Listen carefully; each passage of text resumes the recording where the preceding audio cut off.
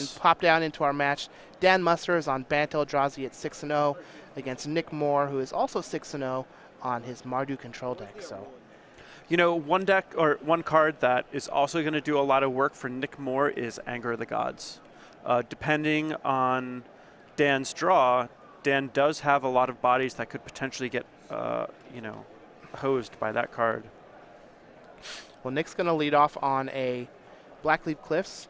Dan has an Eldrazi, or a Cavern of Souls naming Eldrazi.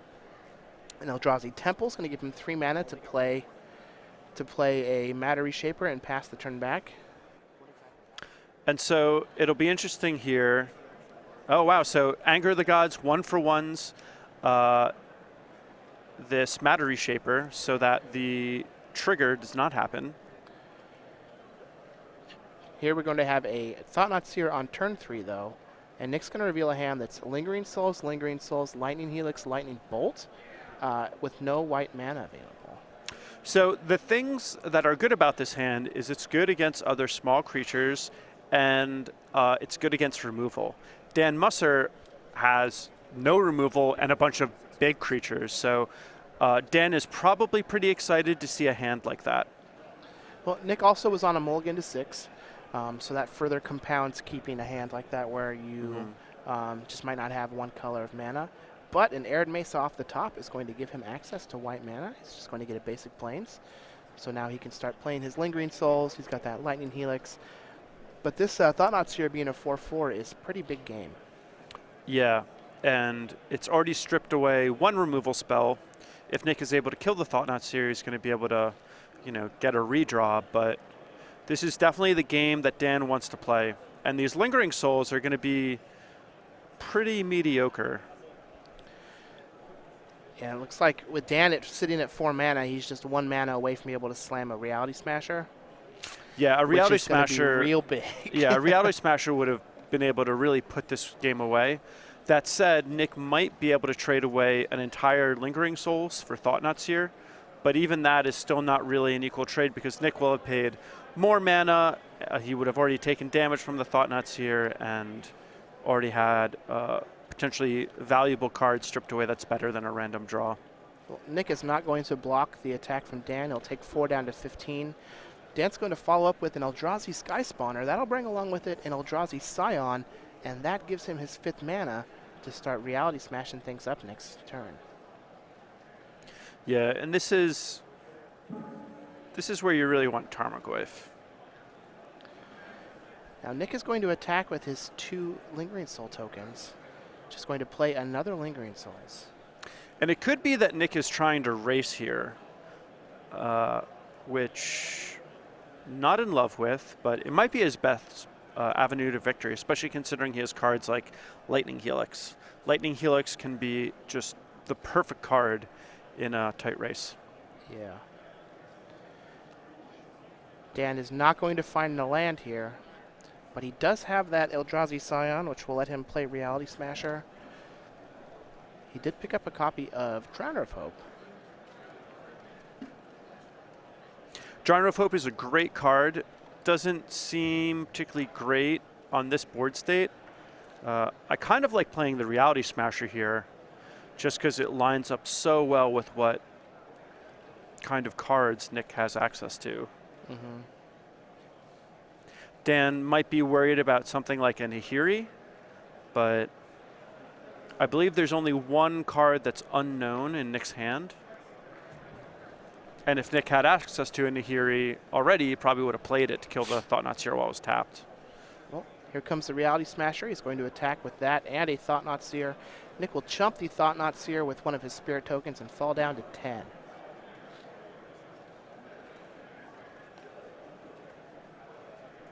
And from here, Nick would love to have something like a Damnation, but I don't believe he has access to that card.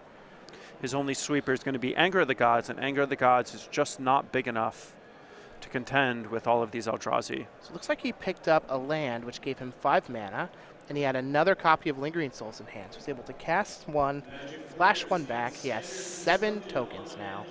Man, if he had an Intangible Virtue, this would be a great board state, but I still have to assume that this is still a good board state for Dan.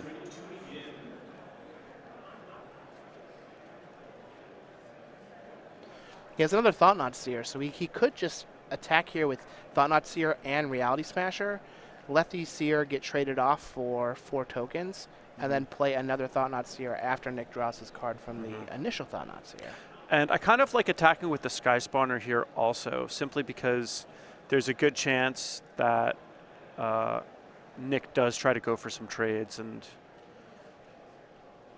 all right, looks like Nick is just going to trade off 5 of his tokens for that Reality Smasher. And I think that was the Helix that was in Nick's hand getting exiled, which Dan knew about. Ooh, and here we have a Nahiri off the top, which is going to be able to take care of that Reality Smasher.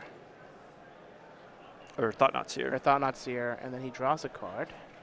Which is kind of a nice play.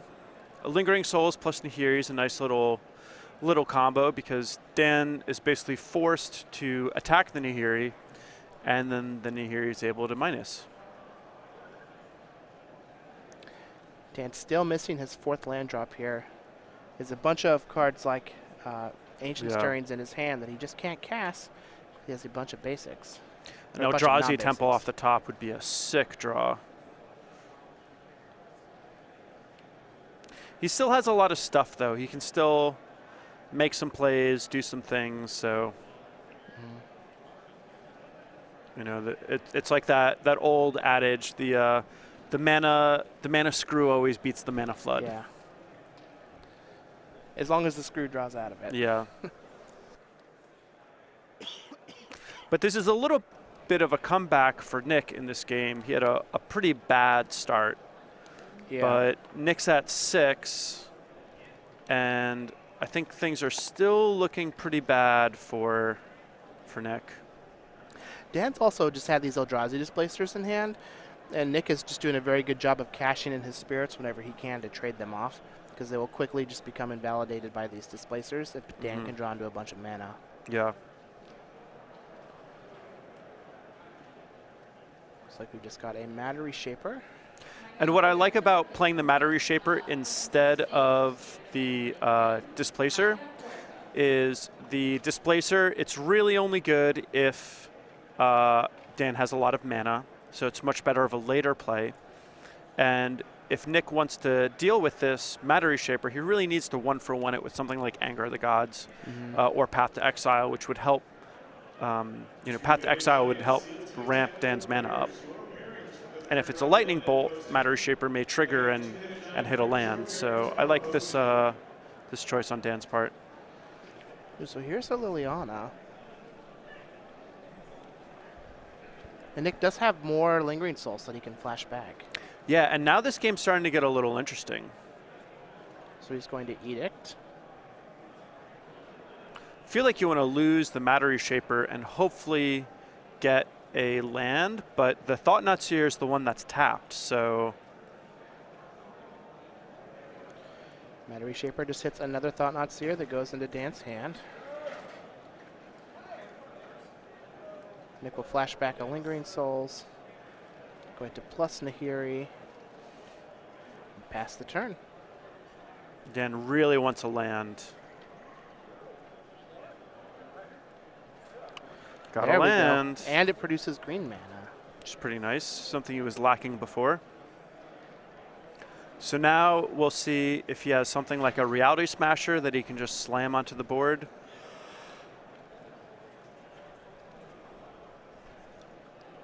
Dan will fall to 17 and play Ancient Stirrings. And definitely saw a Reality Smasher and a land, so options available. The fact that Nick has these Lingering Souls for chump blocking and these 2 Planeswalkers mean that Nick is actually in a pretty good position in this game. He's slowly been basically digging himself out of the hole that he started in and getting some real traction. Just wanting to just survive, gum up the board, and get into the mid game with these Planeswalkers that he can activate multiple times. Yeah, and with the Nahiri able to attack Dan's hand, and the Liliana able to attack with the Nahiri able to attack Dan's board, and the Liliana able to attack Dan's hand, Nick is really able to capitalize on the fact that Dan is only going to be able to make essentially 1 play a turn. All right, well, here we have a Thought-Knot Seer. Going to take a Pat to exile out of Wow, Nick's that's hand. a good tag.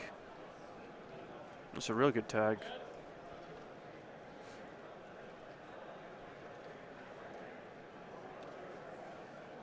And whether or not to attack is kind of interesting here, because if you attack, you're only going to kill one Lingering Souls token, and Nick Moore has another one that he can flash back. So you're not really making any major headway in that sense. But if you do attack, then your Thought-Knot Seer is going to be able to get tagged by that Nahiri, giving Nick another draw. Well, Nahiri is going to plus, and Nick will discard a Marsh Flats and draw a fresh card. He's going to flash back a Lingering Souls. He'll play a Sacred Foundry tapped, and then just going to plus his Liliana to make Dan discard a card. And an attack by Nick is a little treacherous here, because a Thought-Knot or a Reality Smasher would mean that Dan could potentially wipe out that Nahiri. Yeah, Nick is really wanting to just kind of survive here through the next turn without that Nahiri getting tagged, so that he can just ultimate it and get an Emrakul and clean up the board. Yeah. Yeah, I like Nick's decision to start playing defense with these tokens, which is basically what he's done the whole time. And these Lingering Souls, they've basically just been a fog for the Planeswalkers to do their thing. And because Dan has been behind on lands, he hasn't really been able to overpower them. Well, Dan did find another copy of Eldrazi Temple. He's thinking about playing a Displacer. He might just play Drowner instead.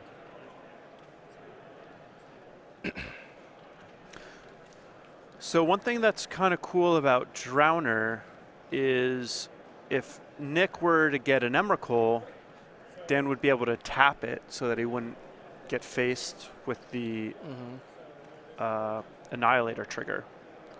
Right, Dan's going to fall down to 17 to play another Ancient Stirrings. And if Nick, depending on how things stand at the end of next turn, Dan may be able to tap some stuff down and then play the Eldrazi Displacer to exile some of those tokens and actually start making some headway offensively again. At this stage, it's probably likely that if Dan starts attacking again, he'll ignore the Planeswalkers and just go straight for Nick, because killing Nahiri is basically the same as killing Nick. All right, well, Dan is just going to pass and not attack. Oh, a path on the Drowner is going to be real rough. Yeah. And that was a good top deck.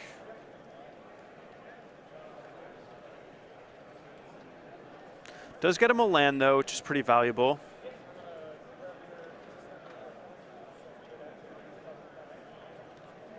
So with Nahiri, is it you can just mill yourself for one if you have no hand, right? No. No? Okay. So you have to discard the card to draw a card. Oh, I see. Got it. But you can plus and just, like, do nothing. Yeah. All right, well, here we might see Displacer killing off. Looks like he can kill off 2 of those tokens, and then that will allow him to pressure that Nahiri.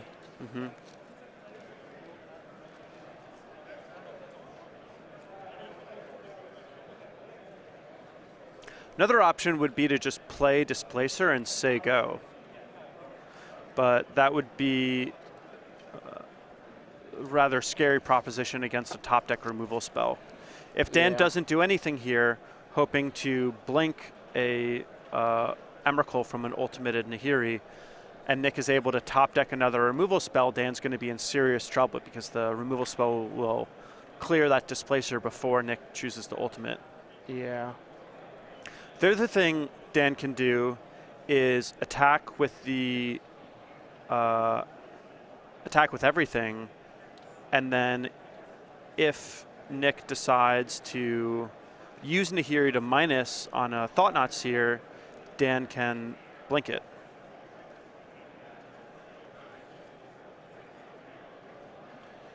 All right. Dan is just going to attack with 1 Thought-Knot Seer. Nick will put Jeez. A Spirit in front of it, and there is a Path to Exile right off the top for Nick Moore. He did have Path Bolt and Lightning Helix as all live draws there, and Anger the Gods. Yeah, pretty rough for Dan. So he can blink something. He didn't want to trade away the Eldrazi spawn before because that makes Liliana a lot better. But this is this is particularly tricky right now because if Nick gets Emrakul, he only needs to attack with Emrakul and a token, and Dan's dead. Spirit. So, and Dan could sacrifice one of his tokens for mana to blink one more, but that still leaves a lethal number of Lingering Souls in play. All right, Nick is going to plus his Liliana. Dan will discard a Sky Spawner. Going to ultimate in Nahiri. And I think Dan is just hoping that Nick attacks with the Emrakul and just for some reason doesn't attack with the Lingering Souls. And Dan is able to potentially buy an extra turn. This game has been crazy. Dan just played like turn 3, turn 4 Thought-Knot Seer. Had a Reality Smasher. Yeah, and I was kind of harping on how weak Lingering Souls was, but they definitely did exactly what Nick needed them to do in that situation. Well, Nick Moore is going to take game 1 here in the matchup between Mardu Control and Bant Eldrazi against Dan Musser. Let's take a look at the sideboards and see if we can figure out what's going to happen. On Dan's side, we have 3 Engineered Explosives, 3 Grafdigger's Cage, 2 Rest in Peace, 2 Stubborn Denial, 2 Stony Silence, a Negate, a Disdainful Stroke, and a Dismember. What do we think Dan's going to do? So I actually like all of Dan's counter magic. I think the Stubborn Denials, the Negate, the Disdainful Stroke are all worthy of coming in. Yeah, Disdainful Stroke in particular seems pretty nice. Now on Nick's side, we have 2 Camball, Console of Allocation. Okay, I'm not gonna lie, I have no idea what that card does. So it's a new card. It's a new card from Kaladesh. Okay. It's 1 white/black for a 2/3. When your opponent plays a non-creature spell, it drains them for 2. I do know that card. Okay. It's 2 Blood Moon, 2 Stony Silence, 2 Surgical Extraction, 1 Anger of the Gods, 1 Damnation, 1 Elspeth Sun's Champion, 1 Engineered Explosives, 1 Painful Truce, 1 Rakdos Charm, 1 Wear Tear. How do we think Nick is going to side here? So the cards that I like a lot are Blood Moon. I think that's going to be quite nice in the matchup. I think that Damnation and Elspeth Sun's Champion are also going to be exceptional. And then I know some of these Eldrazi decks will play Chalice of the Void, and some people will bring in Wear Tears for that, but Dan doesn't have them. I don't think that Nick is going to bring them Wear and Tear in without seeing a good target for it. That definitely makes sense. Now, Camball, Console of Allocation is pretty sweet. It's pretty sweet, but it's a weird named card. Mm-hmm. Hopefully I'm pronouncing it correct. Yeah. There are also some really... I'm sure he will let you know on Twitter. Yeah. There are also some really weird named cards in the new Commander product that just came out. And you can get that. Go.starcitygames.com/Commander2016. It did release today. And we even have bundles where you can get sets of 5 and the Versus Commander playmat. So if you want to have the same playmat that Jeremy Noel or Stephen Green, Jonathan Suarez use in our Commander Versus, you can get those on StarCityGames.com and use them in your own home to beat up your opponents and your friends just as they do on the Star City Twitch channel. Yeah, and they are hot off the press, so got to get them while they still have some of that, new playmat smell. That new smell. Mm-hmm. All right, so our players are ready here for game 2. Dan Musser is going to be on the play. Looks like Nick Moore is going to take a mulligan. And I think that basically a lot of that game came down to the fact that we were talking about how a flood, beats a Scrooge, generally speaking, but Nick started getting a game-winning advantage before Dan was able to apply all the cards in his hand. And even at the end of that game, he still had, a couple cards in hand. So basically what that game came down to is even though it was a rather long game, Dan was so choked on mana that he just wasn't able to cast all of his stuff. So I think that's basically why Nick was able to throw away and chump block with a bunch of his Lingering Souls tokens and basically be down on cards because Dan wasn't able to deploy all of his cards. So there's a weird sort of parity there. Okay, so Nick is going to keep his 6 right at the top, and Dan's going to start off with the Windswept Heath and a Noble Hierarch off of a basic forest. That's a Guru Forest, though. Fancy. Not inexpensive. Those things are quite pricey. Nick Moore is going to play a Sacred Foundry and pass the turn back to Dan Musser. You know, and I'm curious to see if Nick Moore brought in his other Anger of the Gods. That was one card that I kind of skipped over when I was talking about sideboard cards. Because Dan does have some of these draws where Anger of the Gods would look really good. All right, well, Dan just has a turn 2 Eldrazi Sky Spawner after he plays the Yavimaya Coast. That'll bring along with it an Eldrazi Scion. So now he has a Noble Hierarch, a 2/1 flying Sky Spawner, and an Eldrazi Scion. For Nick's turn, he has a basic Plains and a Wall of Omens. He's going to draw a card. It is an 0/4. Yeah, and that Wall of Omens isn't going to be doing particularly good blocking duty in this game or in general. Dan is going to use his Windswept Heath, go get his Guru Plains, and we might just see a Reality Smasher here cashing in that Eldrazi Scion. Yeah, and what I really like about a Reality Smasher here is this helps insulate Dan from an Anger of the Gods as a follow-up. If Dan had just, held on to his resources and played just another small creature, he could lose everything to a Anger of the Gods and have that Reality Smasher kind of stranded in his hand. But playing it now, I think, is a great move.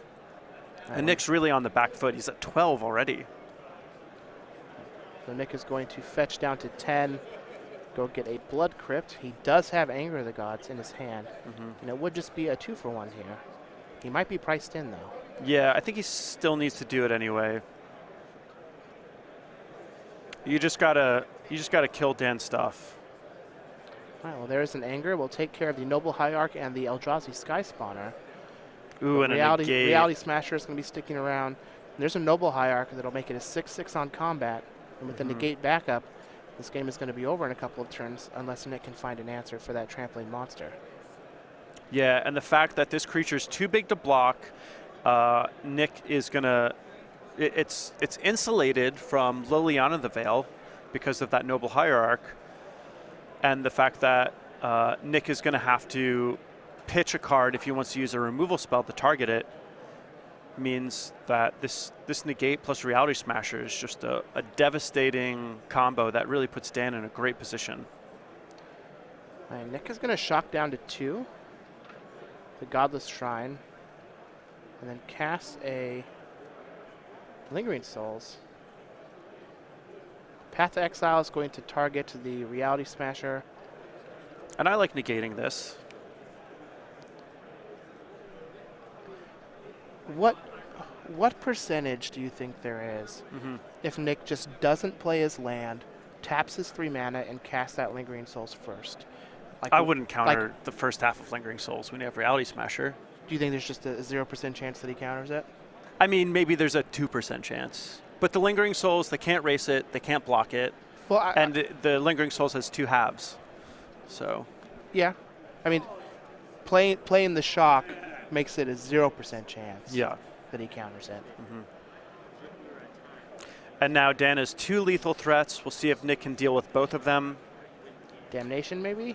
Damnation would be good. Does not have it. Dan Musser is going to take game 2 on the back of a very early, very angry, very hasty Reality Smasher. All the Reality Smashers are angry. They are. They're not nice. They don't block very often. But they don't need to. But I have used them to block. Yeah. I will say this, actually. I blocked far more with Storm Breath Dragon than I have with Reality Smasher. Yeah. So taking a look here at the player sideboards, do we think that there's going to be any changes in game plan? We didn't really see anything from Nick, but I have to imagine that cards like Damnation and Elspeth have came in for this. Yeah, I don't think anything really changes on the player of the draw. Nick is just the control deck. Dan Musser is just the aggro deck, and those roles really don't change. Well, this I would not be surprised to see Nick mulligan pretty aggressively on the play to a hand that can play Blood Moon ASAP. But yeah, so while the players are finishing up shuffling here, let's just learn a little bit more about our StarCityGames.com newsletter. Sweet. It's your source for Magic the Gathering news. You can get the latest on the SCG Tour, watch the SCG Tour Match of the Week, receive exclusive deck lists and advice from players such as Todd Anderson, Todd Stevens, all of the Todds that are affiliated with the Star City Games. Even me and you have written for this. Andrew Boswell and and I. myself have written for the newsletter. You can catch up on all event results and read an exclusive Cardboard Crack comic. Sign up absolutely free. Go to starcitygames.com/newsletter for more. And if you're only going to read one thing, the newsletter's like really good. It just is a great way to just keep you up to date. I agree. And if you're going to read two things, then one of them should probably be the newsletter. Yeah. What would the other thing be? Just whatever. my article. Got it. So let's learn a little more about Dan Musser. A lot of people don't quite know this, but he is 31 years young from Akron, Ohio. He has 7 open top 8s with 1 win. He has a master's degree in applied. What is with all these mathematicians? Dude, Magic players, you got to be good at math. In applied mathematics. He claims that Pikachu is his spirit animal, and he's a big fan of Taylor Swift. I wonder if he knows that Chad Swift might I'm sure he knows possibly be all related the Swifts. to Taylor Swift. That's Dan Musser for you, and he has a master's in applied mathematics. That's like that's a serious commitment That's to like math. you get a degree, and then you're like, you know what? I want to learn more Give about me math. more. Give me more. And math, that's got to be tough. My wife recently started grad school for user experience, human-centered design engineering, and it's like real rough. Yeah. Like just a lot of work. Yeah. And that's like in cool stuff, right? You're like, I got to figure out how to make you use this interface better, or I got to find your needs and design this for you. Math is a lot more abstract. Math, it's just like solve this book of equations, and you have to do it by next week. Yeah, proofs are rough. But he's applied mathematics. I wonder how different is that? Like, how is that different from like regular math? Is that like more bordering on engineering, or? Yeah, I don't know. That's a good question. Well, maybe we'll have to ask him. Yeah, well, we can come over and chat more about how I got him a game lost for coffee. Yeah, I'll try to sabotage his next round, and I'll ask him some questions. Ooh, we just had some of the lights go off, but not all of them. So it looks like someone probably just hit a light switch. It's spooky. It is spooky. Getting that Halloween season. Spooky. Although, I don't see any glare on the cards, though, so this seems to be a good environment for our feature match area. This is perfect. Yeah, this is actually really nice. All right, so Nick Morris is going to lead off with a Shambling Vent. Dan Musser has an Eldrazi Temple. Nick's going to fetch with his Arid Mesa down to 19. Let's see if he decides to shock or not. He's just going to get a Mountain. Maybe we see like so I'm a curious Wall of as to Omens. what. Yeah, it's got to be a Wall of Omens. That's the only 2-mana play that I can think. Yeah, it is. And this is basically just what Nick wants to do. Get a body on the ground, force Dan to overcommit onto the board, and potentially walk into an Anger of the Gods. Well, here we have a second Eldrazi Temple from Dan Musser. That's going to lead to a Thought-Knot Seer on turn 2. Nick's going to reveal Arid Mesa, 2 Lingering Souls, Lightning Bolt, and an Nahiri the Harbinger. And I think it's pretty clear to just take the Nahiri here. Not only is it the most powerful card, it's the only card that can be a clean answer to Thought-Knot Seer. Agree. See what Dan decides. Dan is going to pick Nahiri the Harbinger. The lights have come back on.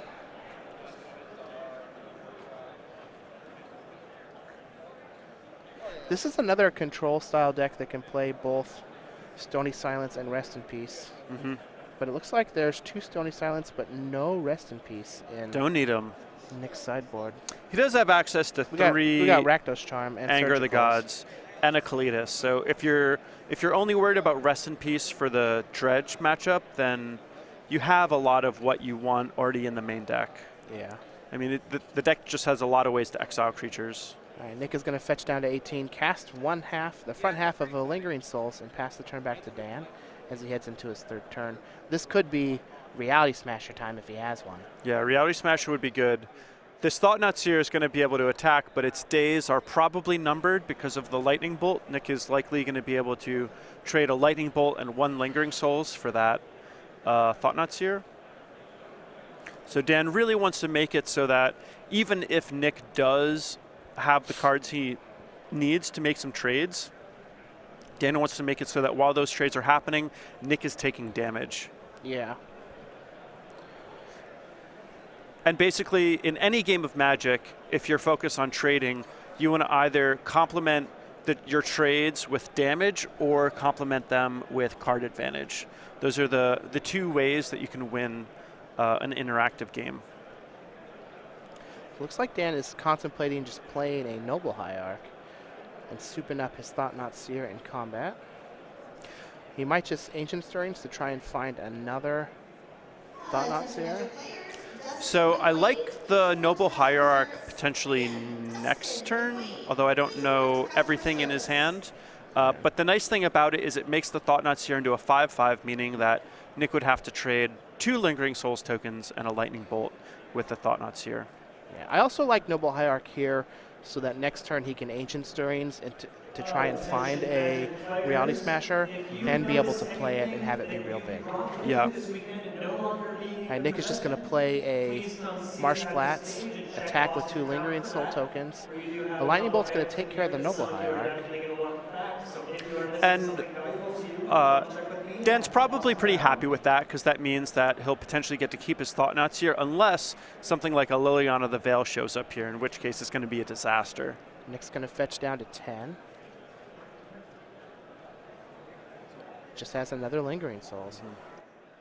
And these Lingering Souls are doing some good work chump blocking this Thought-Knot Seer, but they're not actually doing a whole lot. They're pecking away at Dan's life total a little bit, but without a Planeswalker, Nick isn't really doing anything with the time that he's buying. He's not really building towards anything. Right. So And as explosive as this Bant Eldrazi deck is, it gets to play Eldrazi Temple, this, a really powerful mana source. You do get into situations like last turn where he had those Eldrazi Temples but didn't do anything with them, which is a little unfortunate. well, it looks like his Ancient Stirrings is not going to find a Reality Smasher, but we can potentially get a Matter Reshaper.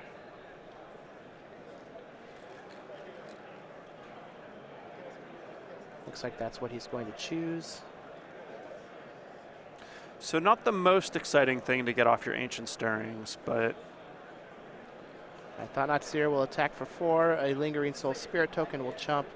Matter Reshaper will join the fray and pass the turn back to Nick. and it looks like Dan has a Stubborn Denial in his hand, which is a key component to his draw right now. With that Thought-Knot Seer, that means he's going to have the Ferocious enabled, so Stubborn Denial is going to be a very potent counterspell. Lingering Souls is just going to attack for 3. Looks like he's going to try and flashback both of the Lingering Souls in his graveyard.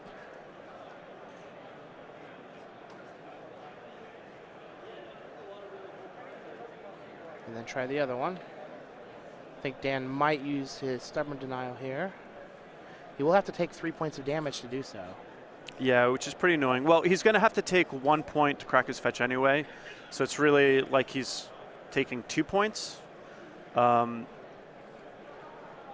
He really wants to save his Stubborn Denial for something a little more relevant, like a sweeper or a Path to Exile or something that would get rid of that Thought-Knot Seer. Yeah, but seeing that Nick is basically hellbent, I think he might have 1 card sitting in the bottom right corner of our screen. But Dan kind of wants to use his mana, and this is a lot of Lingering Souls tokens. Yeah, going up to 7 tokens is quite a bit. And the Wall of Omens can potentially lock down the Matter Reshaper, so that means that, Thought-Knot Seer attacks, maybe gets chump blocked, and then Nick is going to be able to attack for 6 in the air, and have Dan at 9, and Nick will be at 10. So Looks like he is just going to let it resolve. He's going to go find a tapped Breeding Pool.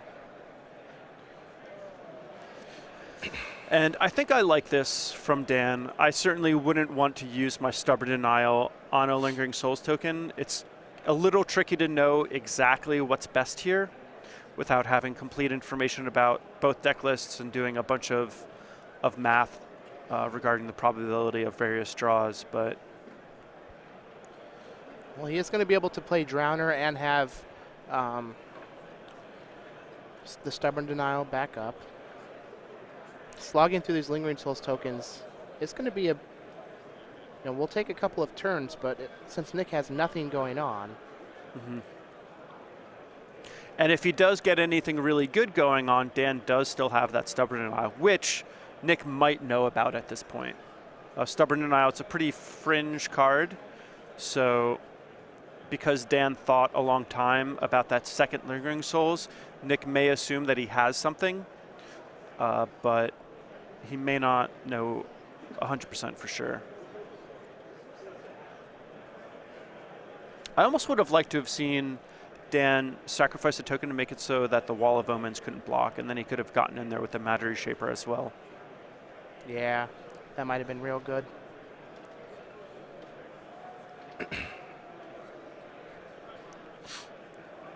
Another Lingering Souls.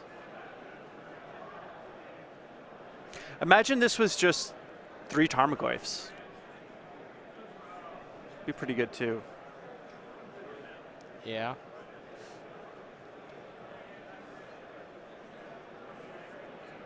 So Dan's trying to do the math to make sure that he can race these appropriately. And it looks like he's decided, all right, that's enough. That's just too many. Looks like he's going to Stubborn Denial the front half of that Lingering Souls from Nick Moore. Mm-hmm. Nick's going to attack with 3 1/1 spirits. And so the nice thing about Dan not sacrificing an Eldrazi Scion to make it so his Matter Shaper can attack means that now Dan can just attack with all of them. So Dan's got some serious attacking power and toughness. I would like to see him just swing with everything. At this stage, if he's going to blow a Stubborn Denial on a Lingering Souls half, then I think it's probably worth it for him to trade some Eldrazi Scions for the Lingering Soul tokens. Yeah, especially since he just has 3 lands in his hand. So yeah, put it in the red zone. See what your opponent's going to do. An Eldrazi Displacer would be a great top deck. Oh man, that would be real good. It generally is a very good top deck. Well, not in the last game when he was short on mana, but. All right, so three tokens are going to block along with the Wall of Omens. Nick will take 1 point of damage and trade off against an Eldrazi Scion. All right, are we going to Lightning Bolt? Probably the Thought-Knot Seer. Yeah. This game might be turning around.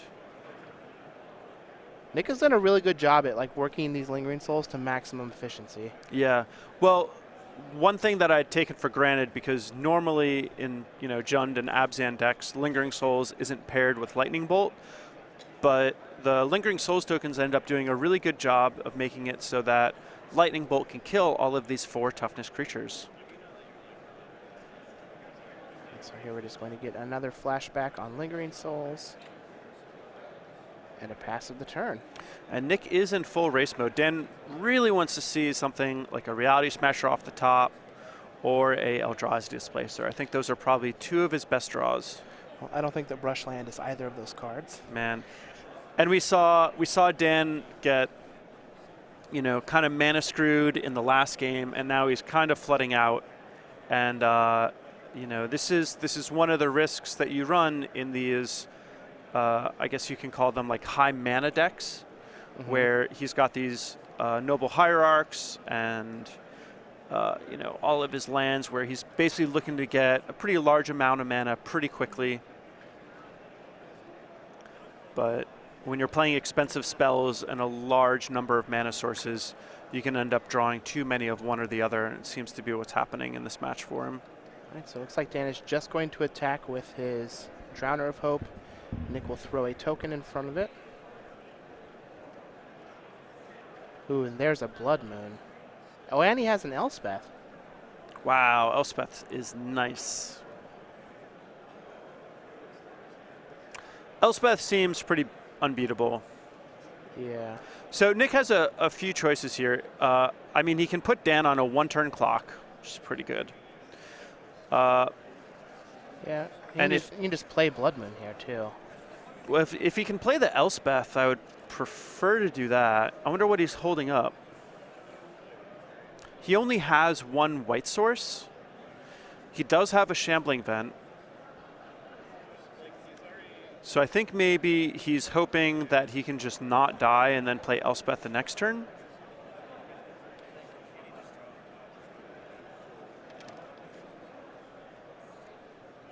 Wow, brutal. And Dan, I think, just drew another land again.